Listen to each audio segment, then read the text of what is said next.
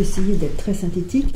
Donc c'est vrai que pour nous, en fait, tout a commencé en mai 68 avec la mise en place du foyer des jeunes, avec de nombreuses activités. Hein, tu l'as évoqué, le groupe d'animation folklorique.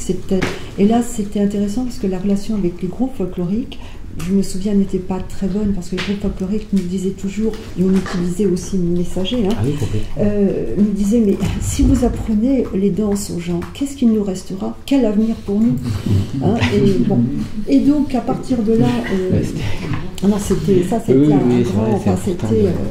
quand même assez, des rapports qui n'étaient pas toujours très bons. Et puis très vite, effectivement, c'était le mouvement folk revival. On a rencontré aussi, il y a eu le voyage en Bretagne qui nous a aussi interpellés sur la culture de notre région. C'était 1975, oui, mais 75, on rencontre Michel Colleux qui lui commençait à faire des enquêtes. Moi, personnellement, j'étais à la fois historienne et sociologue, donc les enquêtes, j'étais relativement sensibilisée. Donc rencontre avec Michel. Moi, si vous voulez, je suis un petit peu entre les deux, puisque j'ai une partie de ma famille, ma grand-mère habitait à Courcelles-sur-Seine, hein, le village que Jean-Michel a évoqué, et puis l'autre partie de ma famille est en Basse-Normandie, dans le Coutançais. Et donc moi j'étais toujours un petit peu sur les deux régions, et effectivement dès 75 j'ai commencé à faire du collectage dans le Coutançais, dans mon village. La première personne que je suis allée voir, c'était ma voisine, hein, et puis bien sûr après j'ai fait du collectage, mais je n'avais pas besoin de prendre de voiture, j'y allais à pied, hein. J'ai fait donc toutes les gens de mon village, et là effectivement on a fait du collectage avec des gens qui étaient relativement jeunes, qui avaient 35-40 ans, ça allait de 35-40 ans jusqu'à 90 ans. Et à partir de là, sur la Manche, j'ai pu rentrer sur la Manche parce que j'étais enseignante à cette époque. Et à partir des années 79, on a continué le collectage, mais en parallèle, c'était avec un groupe de copains, de copines. On a lancé en 79. On a d'une part enregistré le premier disque. Il a fallu aussi pour la mise en œuvre du premier disque et la publication du premier disque se constitue en association, c'était le Soliri, hein. Alors c'était une association à cette époque-là régionale, mais très vite on a eu des soucis parce qu'on avait beaucoup d'activités sur la Manche, puisque en parallèle avec ce collectage s'était constitué un groupe de musique et de danse. Alors c'était, on était très jeunes, donc on avait beaucoup de dynamisme, hein. C'est-à-dire le vendredi soir on avait des ateliers, souvent en 79 on a commencé sur dans Rognéville-sur-Mer, et puis le samedi c'était les bals folk, et puis personne d'entre nous n'était musicien, n'était professionnel, c'est-à-dire que le lundi matin il fallait reprendre le travail, et en même temps on continuait à faire du collectage. Par contre nous on était on était assez engagés, c'est-à-dire que personne n'avait de carte politique, mais comme quelqu'un l'a dit, il y avait un côté un petit peu on était engagés, c'est-à-dire qu'on soutenait aussi énormément les mouvements sociaux. Alors, parmi nous, on avait des gens qui étaient antimilitaristes, c'était les grands moments de l'objection de conscience. Et puis, vous savez que la Manche, Pierre l'a rappelé tout à l'heure, on était très investis dans le mouvement antinucléaire. La plupart nous ne mendions pas, je crois que là on voulait surtout pas, je crois qu'on avait un engagement pour ne pas marchandiser, parce que c'était aussi la mode du folk, hein, et on voulait pas se laisser récupérer, c'est-à-dire qu'on refusait le professionnalisme, et quand on intervenait en général on demandait quand même nos frais de déplacement, parce que quelquefois je me souviens qu'il y avait quand même des week-ends où on allait très loin, jusqu'à Alençon. Alors Alençon, Coutances, vous voyez, c'était quand même assez loin, et donc par contre on demandait bien sûr nos frais de déplacement, mais on souhaitait pas, on avait vraiment un engagement, et on souhaitait pas que cette musique puisse être marchandisée, récupérée. Ça, c'était important. Donc ça, c'était 60 jusqu'en 84, je dirais 84, il y a eu une nouvelle étape puisque 1984, dans le Coutances, vous voyez la presqu'île du Cotentin, nous avons aussi les Marais. Les Marais du Cotentin sont aussi une région très riche en termes de musiciens et de chanteurs.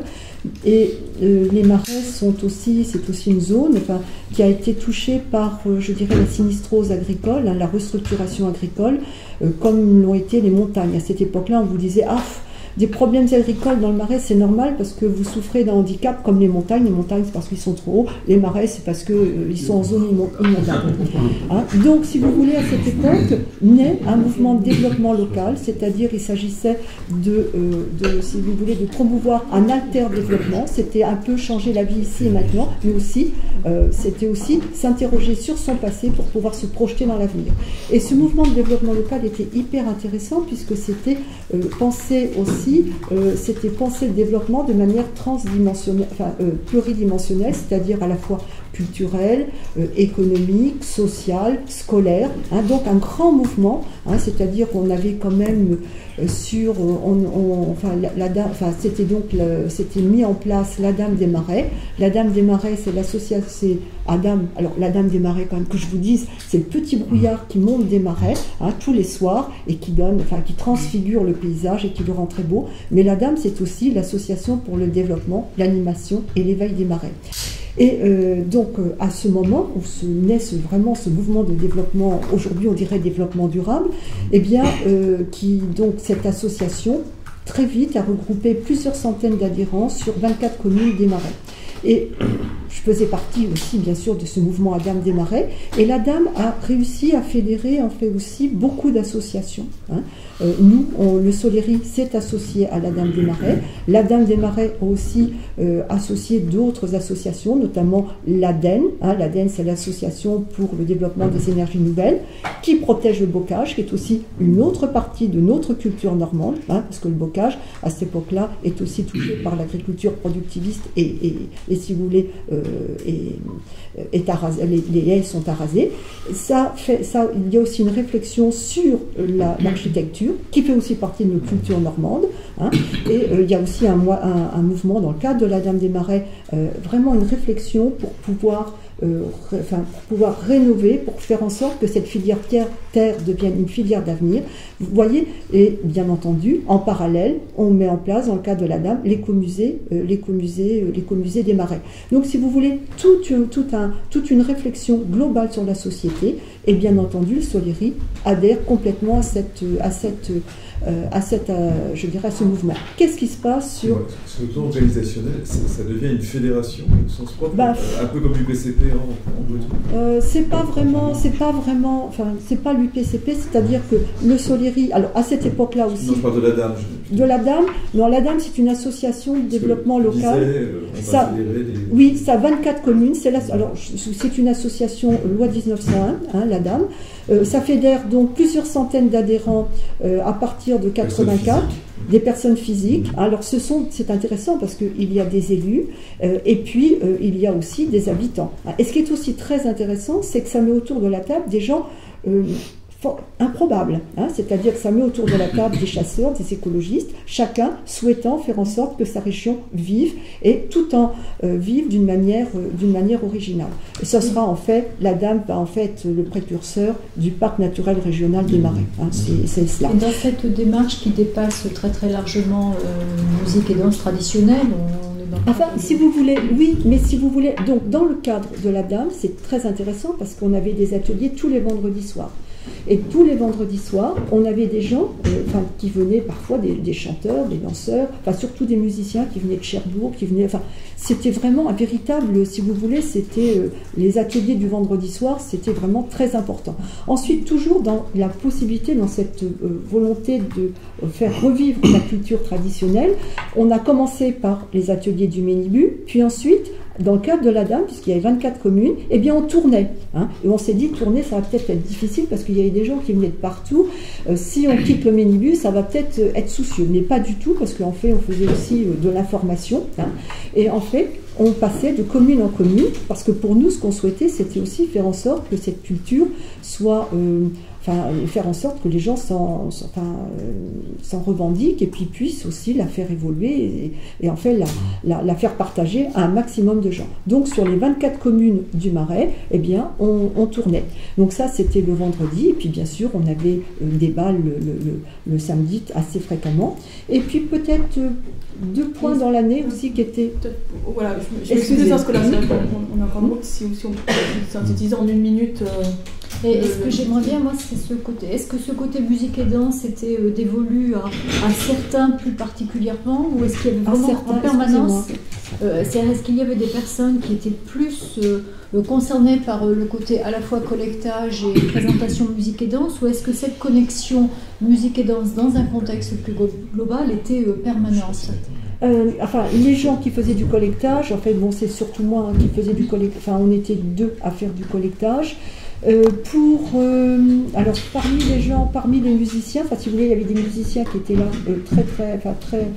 d'une manière régulière. Ce qu'on a toujours souhaité quand on a fait du collectage, c'est faire en sorte que les gens chez qui nous allons, les musiciens, deviennent aussi, je dirais, membres de ce mouvement de revival. C'est-à-dire qu'il y avait donc le père Louis, qui était, et puis des musiciens, d'autres musiciens, le père Gustave. On était dans le cadre du Marais, si vous voulez, il y avait un certain nombre de musiciens traditionnels, d'anciens, qui jouaient aussi avec des plus jeunes. Et ça, c'était un petit peu, on était à peu près il y avait une dizaine de musiciens qui étaient un petit peu le nœud, le noyau de ces ateliers. Alors ces ateliers ont perduré jusqu'en 2010.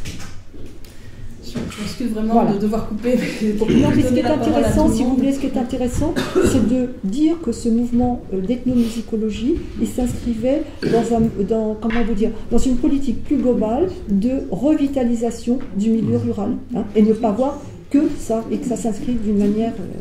et que surtout, les anciens et les plus jeunes étaient intimement liés pour mener ensemble, pour être acteurs de la revitalisation ensemble.